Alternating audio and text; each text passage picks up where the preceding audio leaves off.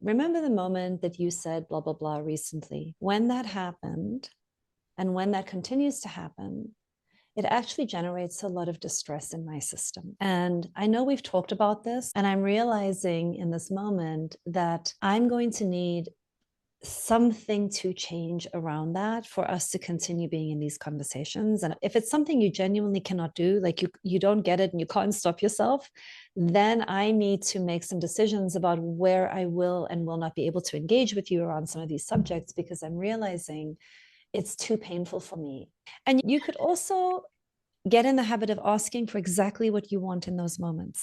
You might, I don't know what all of the conversations to date have been, but there may be an opportunity to more intensely highlight when I'm working with and sharing with you things that are going on in my body and things that are going on in my inner world, especially as it relates to my body.